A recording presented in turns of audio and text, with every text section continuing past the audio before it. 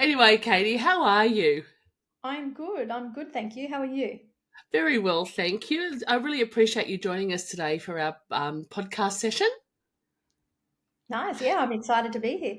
Yeah, look, and what we do is we start off by asking our wonderful guests about their journey into the early learning sector. Are you able to share your journey with us today? Sure, sure. Well, I've been in the sector for 32 years now. So basically, I left high school, my year 12, and went straight into TAFE and completed my diploma many, many years ago. And became a educated 2IC straight up, and then moved into leadership roles of being a centre manager and then an area manager. And I worked both in private and corporate companies throughout my career. I've worked in New South Wales, Queensland, and Victoria. And now, Wow, yeah. that's a lot. That's the differences would be quite distinct too. Yes, yes. I only did a short amount of time in New South Wales. That was when I just kind of got into the sector. The majority of my time has been in Queensland and then 7 years in Victoria. And now I've moved in to become an early childhood consultant, specialising kind of with helping mainly managers and the leadership position. Wow, because our topic today, of course, is the transformative power of mentorship in early learning. Katie, can you tell me the benefits of having a mentor? Yeah, well, look, having a mentor is really pivotal to your own growth as a leader. It was for me in my journey. And, the power of a mentor is having someone who believes in you, someone who has knowledge and experience, who has been before you. They're like a few steps ahead in the journey. So they've probably come across that tricky situation and know how to handle, the daily overwhelm that managers face. Um, a mentor really genuinely wants other people to succeed. So it's about, getting alongside of them, encouraging them, and encouraging them sometimes to get out of their comfort zone. I think, we're all creatures of habit, and we Yes. love to do kind of what we're familiar with. But a mentor, gently pushes you outside of what's comfortable, so you can, reach your potential and do more than what you think you're capable of. And can I ask you, your consultancy around mentorship, who do you target? Is it anyone in the centre? Is it anyone at the operations level? Is it approved providers? Who can reach out to you, Katie, to look, I want to be a leader or I am a leader, I'm struggling with this. Can you support me? How does that happen and who do you work with? So I mainly work with managers, but I also work with approved providers as well. So either approved provider or managers can reach out. I also support 2ICs and teachers. So anyone kind of in that leadership role and educational leaders, of course. So they can reach out to me anytime, and happy to have a chat and see how I can support them. And can I ask you, is it about goal setting and things like that? Is it working with them, small baby steps to start with, looking at their fears, that sort of? Yeah, it's some of that. So it's really, I offer like a program where it can consists of a curriculum. So I deliver like teaching modules around leadership, around mindset, and their self belief, getting past kind of the things that hold them back, really. And so it's a weekly modules, some coaching calls. It's around getting around other like minded leaders who want to go to the same place as you. So I have a wide range of clients. So from very beginning managers who are just their first role and who want some support, to managers who have been in the sector for 20 years and they know what they're doing. They're very capable and confident. But our industry is very it can be tiring at times. And sometimes what happens is we get very familiar in what we do and we do the same thing over and over. So what I also do Even is if it's not working? yes, yes. And so it's great to provide a space where we can connect and really dive deep into subjects, and sometimes just put on a different lens and approach subjects a different way, because I find that we're so busy that it's often we don't allow time because we've got so many hats to wear, so many things to do, that we don't have that, we don't create that space where we can think, where we can reflect, where we can, plan, where we can mentor our team. We're really talking about how you can help, and how do you, you know, recognize um, leaders and their unique potential is really what we were focusing on. Yeah. So helping leaders, reach that potential, it's really recognizing them and their strengths and their qualities. And being a mentor, it's about building that relationship first. That's pivotal to everything that we do. So once you build that relationship and you've got trust, and you've got rapport, that's where everything builds on. And leaders are often drawn to other people that they want to aspire to be, and they may see similar values and in them. And when they're driven, like mentors are always driven by their purpose and their values, and it's how they lead. Um, Yes. yeah, and so I find that people who are drawn to me, or like when I was drawn to my mentor, it's because I aligned with her vision, her values, and her purpose. And then as we connected, the relationship was built. And that nurturing and that encouragement to step into your leadership role and to do things that you didn't think were possible. Yeah, and it's about, I suppose, developing that strong sense of self worth, and those why it's crucial for the leadership around your authenticity, value of courage, that sort of thing. How could you elaborate on that a little bit for us?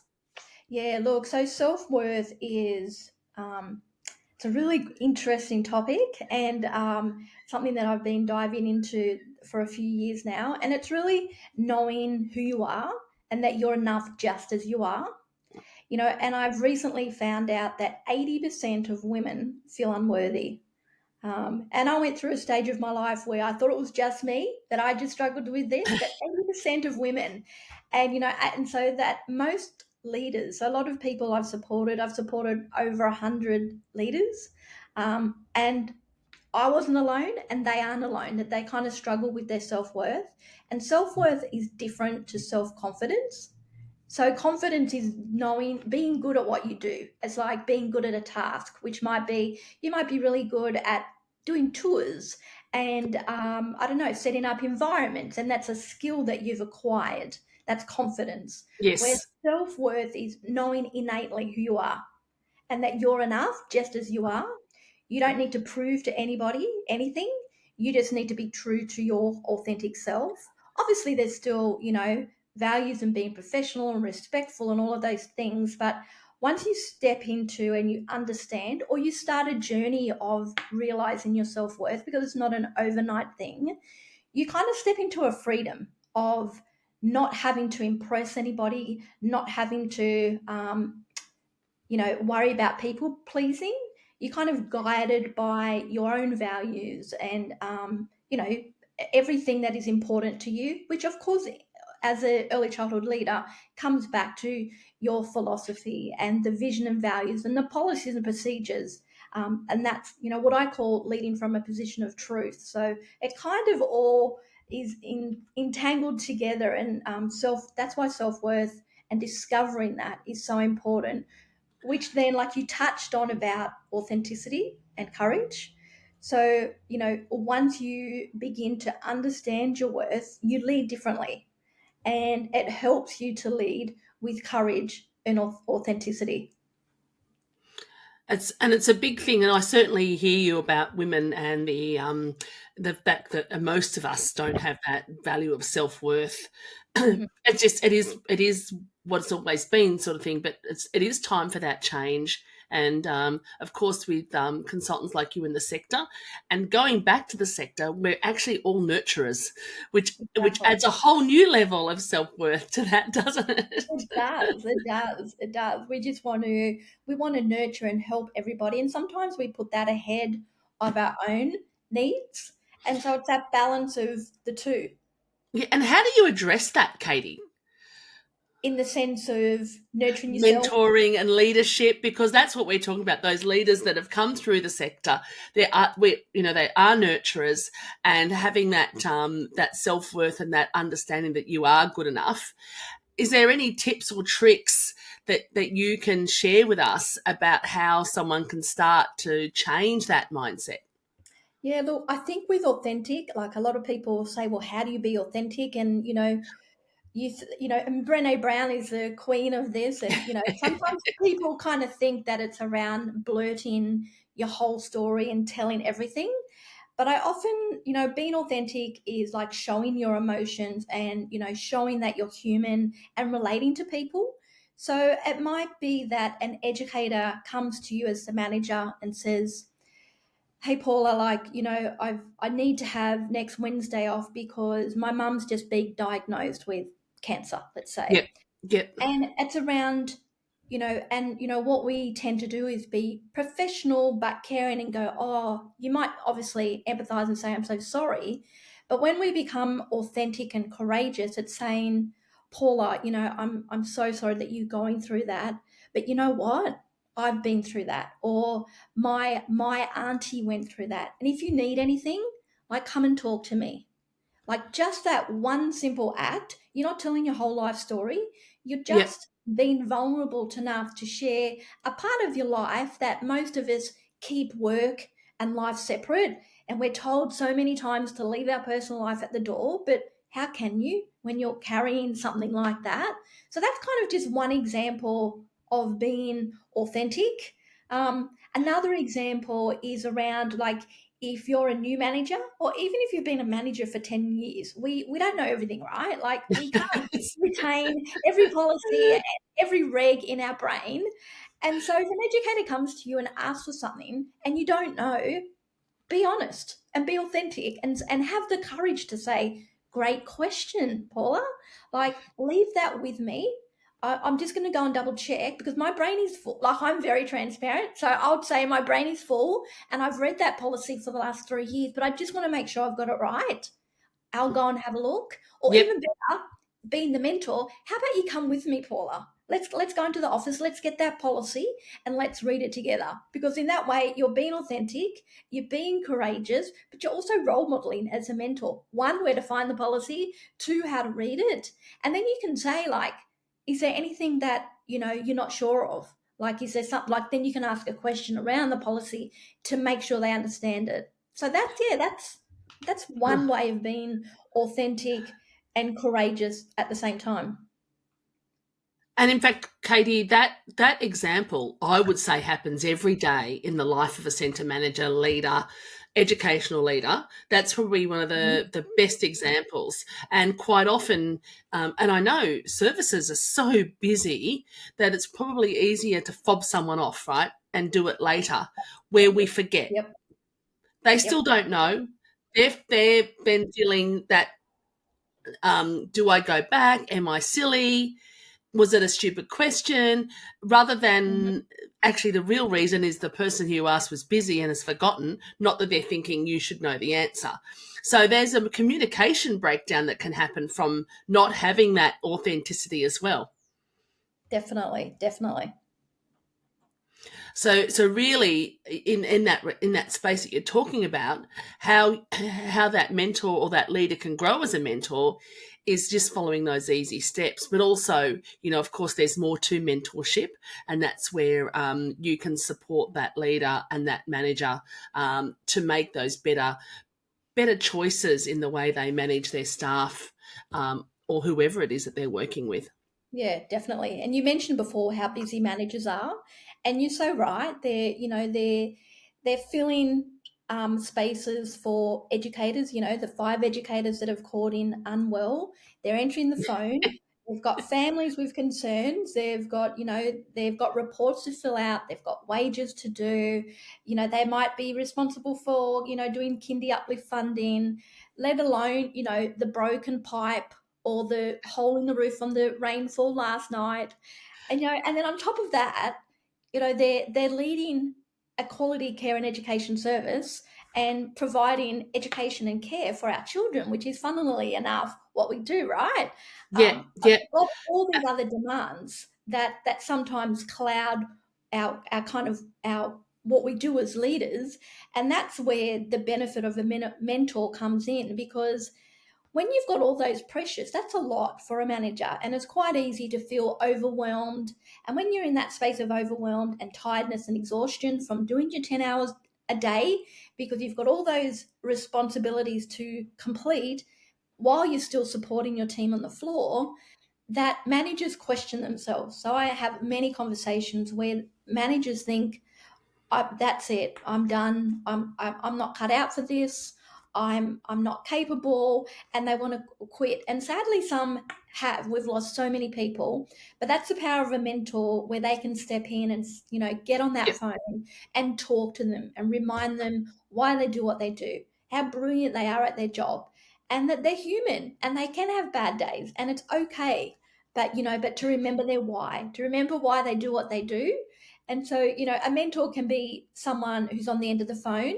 But for me, like, I had a mentor, and I don't speak to her every day anymore, but she still sits on my shoulder sometimes. And I'm like, that's what she would say, or sometimes, I work with clients and they have quotes on their wall, that I've shared with them. So that's the impact and the power that a mentor can have to help leaders in their role.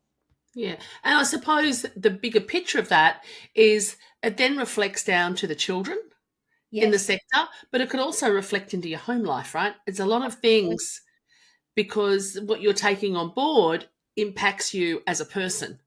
Yes, yes. And everything starts at the top. I'm very passionate about leadership, and everything starts at the top. So if you get the leadership right, it filters down. It filters down to our educators, and then it filters down to our families and our children. Children are pivotal to what we do, but in my experience, people come first. If you look after your people, the people will look after your business. And of course, like when you were talking earlier about the room leader asking that question, children watch that, right? They watch how you interact. So they then learn how to interact Mm, as well. And that room leader can go back and will interact differently, not only with her staff or his staff, their staff is also interact differently with the children. Do you see the benefits of that quite quickly? yes, definitely. So once they step into, being brave and being courageous and authentic with their team, it is that flow on effect, because then, that example of taking an educator to the policies and to read it and, dissect it, they then can go to the educators in their room or the Yep. trainees. And, we have so many brilliant trainees, and unfortunately, we hear people maybe speaking negatively about that, but like, we're the answer to that. We're the answer to I see it quite exciting that if you've got trainees and fresh people in your service, what a privilege you have to actually guide and mentor and to develop them into, the leaders and the educators that you want to see, right? It's Yes, like because they will replace us, right? They're they that next generation of leaders, centre managers, approved providers, mhm. all of that. So yeah, it's basically you setting up that change on that person that when you leave, you can be happy with what you've been doing and who's the skills you've left behind, I Yeah. suppose. Yeah, it's like creating a legacy or leaving a legacy. That's the word. Yeah, that's Yeah. fantastic. Yeah. And a legacy that impacts actually our future. Definitely. And like you said, it's a ripple effect, but it's not only our team, but it's our families. So as managers, sometimes you've got to put on the hat of a counselor with families because they've got so much going on in their lives. So this then filters into their lives, because if you're being, exploring your self-worth and talking about, that kind of your own journey and sharing little snippets of your life, they're going to do the same. And often an early childhood service is a safe place for families, especially for families, that have a trauma background. It can become a bit of a safe haven. And if you're the leader that is stepping into leading what I call wholeheartedly, being empathetic and being authentic and courageous, people are going to be drawn to you, and you get to play a part in their lives, which I think is really rewarding as a leader. Yeah, and in fact, what you were talking about earlier with this, the leaders that you're, those room leaders or educational leaders that are coming to you with questions and issues, or the one, where, for example, where my mum's got cancer or something's happened in their family life that's a big impact. Mm, Families, I suppose, will come in and say things like that as well. exactly, exactly.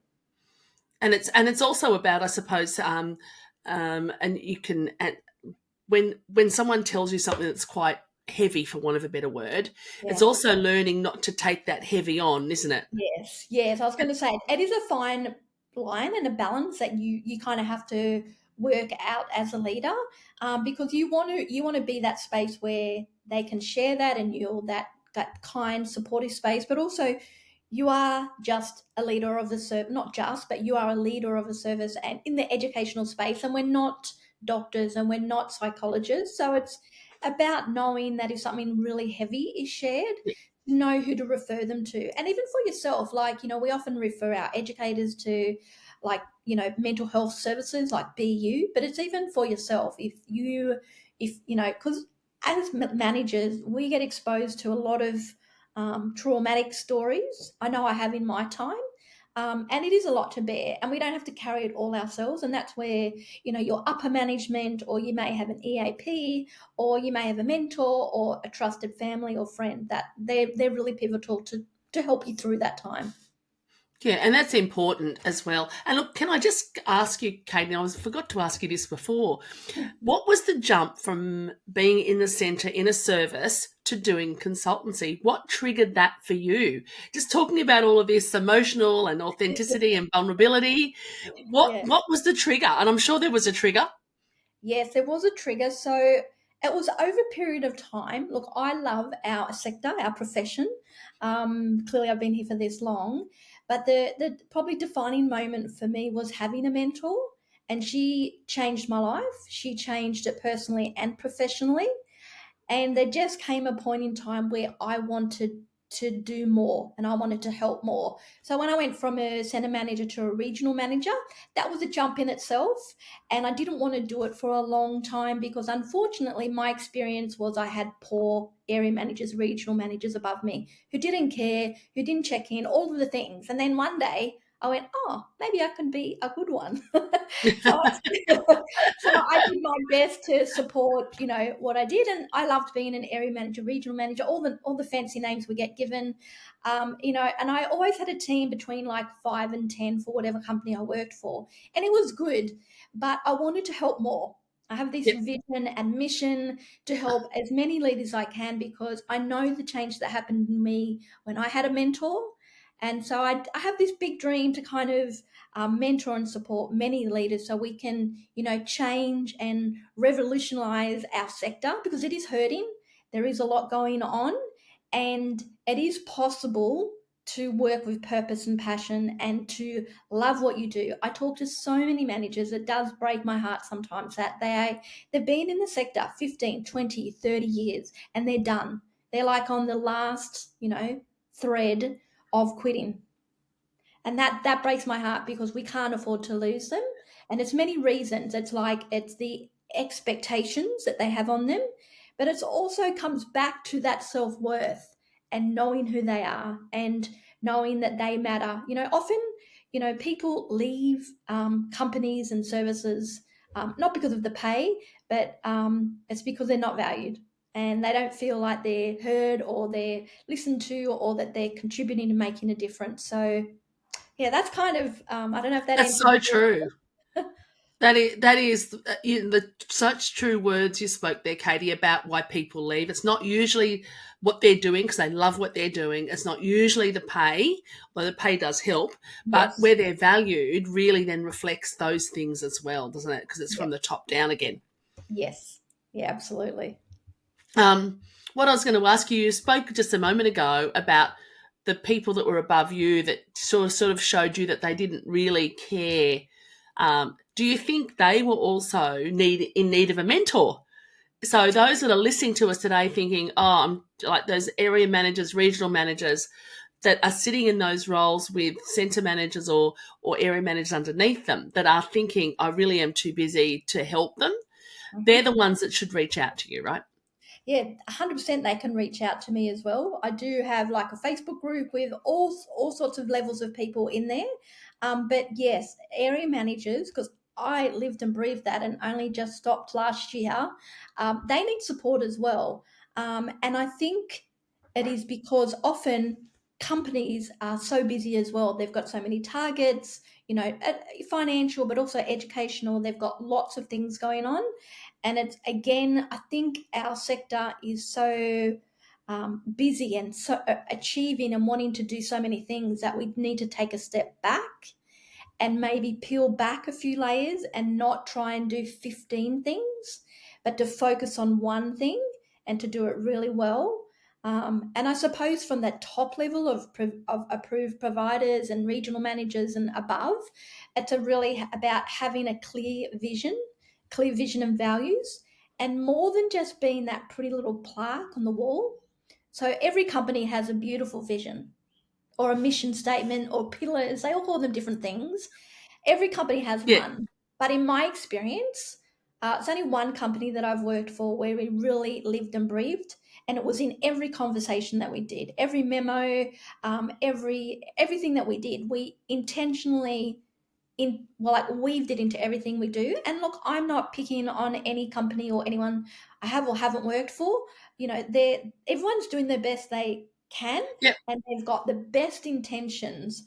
But I feel like this is part of the missing piece, that if people invest into people and culture, so from the top level, if they invest time, resources, programs into building up people's understanding of leadership, of their self-worth and building culture, Yep. rather than just the business metrics, which I understand you have to have because we don't have that. We don't have a service to run, but it's a balance. So yeah, I think that's, yeah. Thank you for asking It that is. question. It is You've a got me to balance.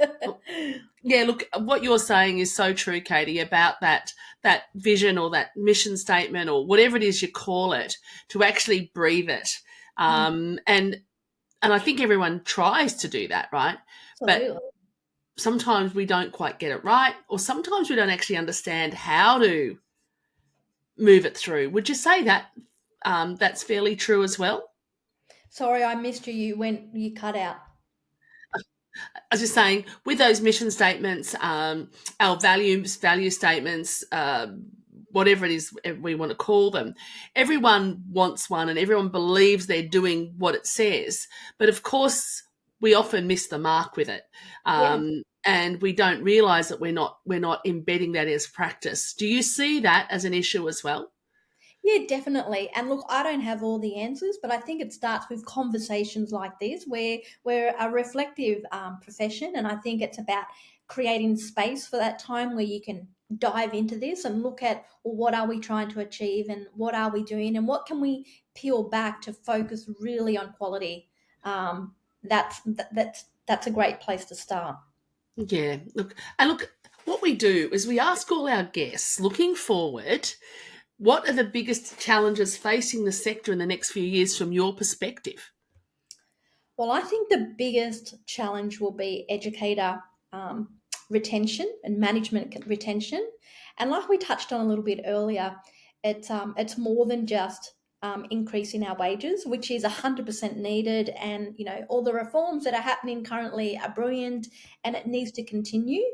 But from my own experience and from speaking to many managers and educators, even if you get that, I don't know, $10 an hour increase, if you are not happy, if you are not valued, if you don't feel like you belong and you're contributing in a centre, that $10 will probably make you'll stay another 3 months, 6 months, 12 months. But if the culture is toxic, and if there is not, you're not feeling like you belong and that your values align and that they are really advocating for quality care and education, people are going to go, and they're going to look for a service that they align with, around pedagogy and relationships and what quality looks like. So that I feel like the biggest thing is educator retention and looking at ways that we can improve beyond the finances. Of course, we want more income and more wages for our educators. But it's more than that. There's got to be some investment into people, culture, and well-being. Yeah, absolutely. And we all know that, don't we? We get pay rises and you go, oh, I'm still not happy. Yeah, it's exactly. it's I don't think there's a person that hasn't experienced that. Mm, And quite often, look, you know yourself, you'll like go and say, oh, I've got another job, or I'm doing this, or I'm doing that. yeah. And it's the fact that you really do want to leave or change the culture, Yes. change what you're doing. But it actually comes back to you still, doesn't it? About it's still you that can lead that change. Yeah. And it doesn't matter like what role you're in. So there might be some educators who are listening and think, well, what can I do? You can do so much. You can Yes, advocate for quality. You can advocate for justice and fairness within your room. And absolutely. if you see poor quality and poor interactions, report, follow your grievance procedure, like step up and speak to your manager, and obviously as a manager, you have everything in your control.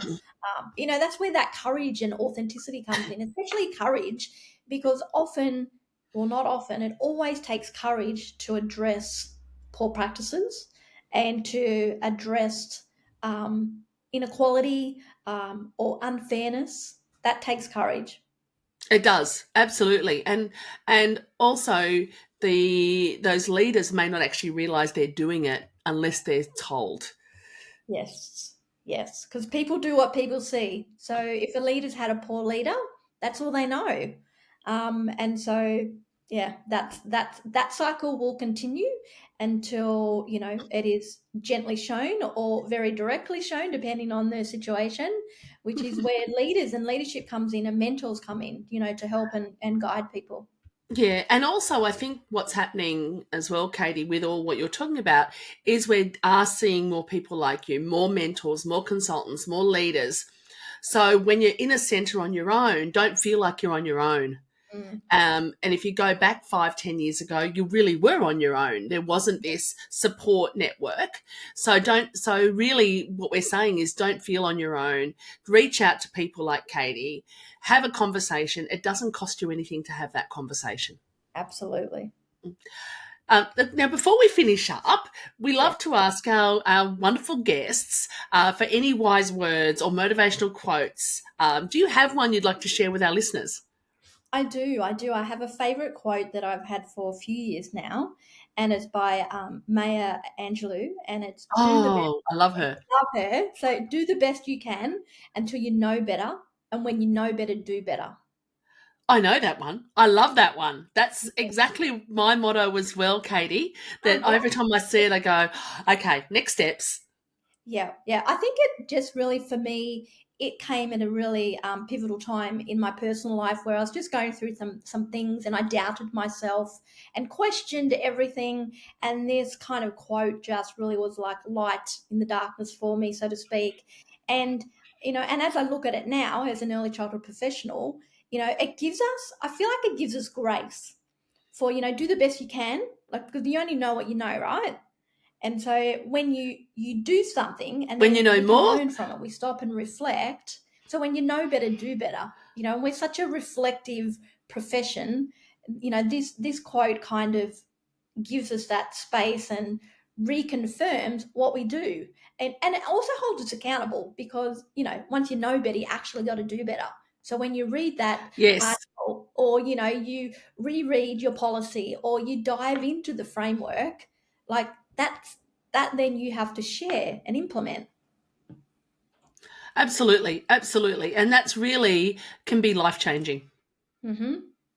100%. Oh, look, thank you so much, Katie. It's been actually fabulous talking with you and learning. I mean, even for my own personal journey, I love talking to someone who's just got that new view or different view, or just puts me back into, hey, think again, do better.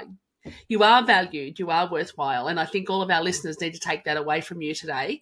And of course, we'll share all the information on how to reach out to Katie, and of course, those wonderful wise words. We'll put that in, and I might even steal it, Katie, as well. No And worries. we'll talk soon. Yeah, thank you so much. Thank you for having me. It's been a real pleasure to be here with you. Wonderful. Same here, Katie. You take care. Okay then.